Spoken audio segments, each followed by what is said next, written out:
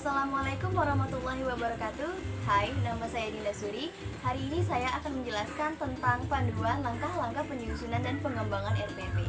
Sebelum itu, kita harus tahu dulu, apa sih RPP dan kenapa RPP begitu penting dalam proses pembelajaran? Check it out.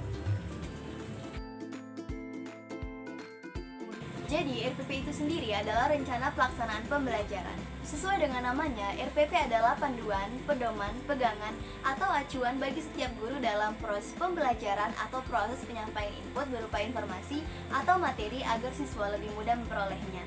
Nah, jadi sebenarnya dalam proses pembelajaran, guru tidak boleh sembarangan mengajar atau menyampaikan informasi. Harus ada perencanaan yang matang agar proses pembelajaran tersebut terlaksana dengan baik dan agar output yang diharapkan dicapai oleh siswa dapat diperoleh dengan lebih optimal.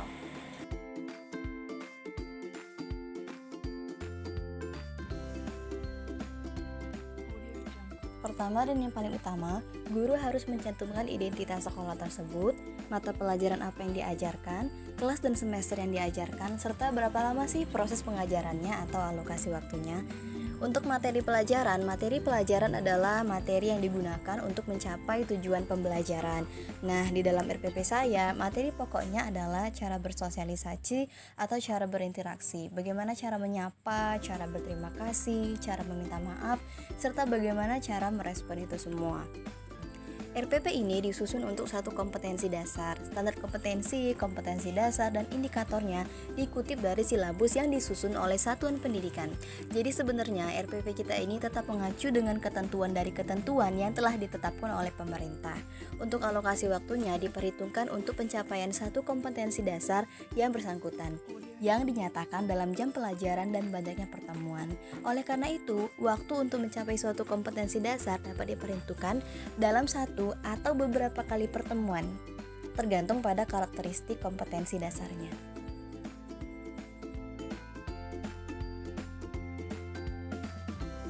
Baik, kita masuk ke bagian selanjutnya, yaitu standar kompetensi. Di dalam standar kompetensi, kita merancang kualifikasi kemampuan peserta didik yang hendak dicapai setelah proses pembelajaran selesai, yaitu berupa penguasaan peserta didik, pengetahuan, sikap, dan keterampilan peserta didik. Sebelum menulis standar kompetensi, kita harus mengkaji dulu standar isi mata pelajaran dari hal-hal berikut ini. Yang pertama, keterkaitan antar standar kompetensi dan kompetensi dasar di dalam mata pelajaran, dan keterkaitan standar kompetensi dan kompetensi dasar antar mata pelajaran. Jadi harus diperhatikan keterkaitan antara keduanya. Kompetensi dasar adalah pengetahuan, keterampilan, dan sikap yang harus dicapai siswa untuk menunjukkan bahwa siswa telah menguasai standar kompetensi yang telah ditentukan. Oleh karena itu, kompetensi dasar merupakan penjabaran dari standar kompetensi. Sehingga langkah-langkah untuk menyusun kompetensi dasar yaitu dengan mempertanyakan kemampuan apa saja yang harus dicapai oleh siswa agar standar kompetensi tercapai. Lalu, jawaban dari pertanyaan tersebut ditulis atau dibuat di dalam daftar yang menyangkut kemampuan, sikap, dan keterampilan. Selanjutnya, kita menuliskan rumusan kompetensi dasarnya. Setelah itu, kita masuk ke bagian tujuan pembelajaran. Di dalam sini, kita masukkan apa-apa saja tujuan dari pembelajaran yang kita lakukan ini.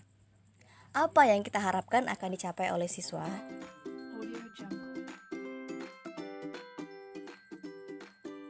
Berikut ini adalah sumber, media, dan alat belajar. Untuk media dan sumber belajar, medianya berupa lembar kerja siswa dan lembar penilaian dari guru. Tetapi karena sistem pembelajarannya via online, maka siswa hanya perlu mengirimkan gambar dari lembar kerja mereka. Untuk sumber belajarnya yaitu buku bahasa Inggris sesuai dengan tingkat atau kelas siswa.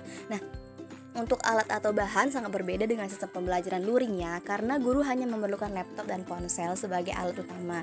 Begitu juga dengan siswa, guru juga bisa mendesain atau membuat video pengajaran mereka sendiri agar lebih menarik sehingga siswa lebih mudah memahami materi tersebut.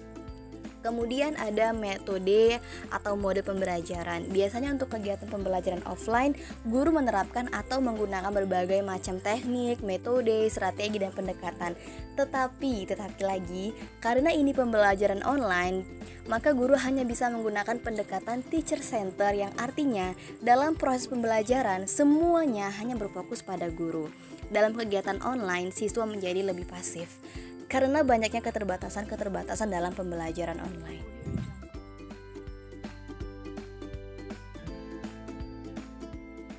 Selanjutnya kita masuk ke bagian kegiatan-kegiatan di dalam pembelajaran yang terbagi atas 3, yaitu pendahuluan, inti, dan penutup. Di dalam kegiatan pendahuluan, sama halnya seperti kegiatan pembelajaran offline, di awal pembelajaran guru meminta siswa untuk berdoa terlebih dahulu, menanyakan kabar siswa dan menanyakan kembali bagaimana materi-materi yang sudah diajarkan sebelumnya, apakah siswa masih mengingat atau apakah siswa masih memahaminya begitu.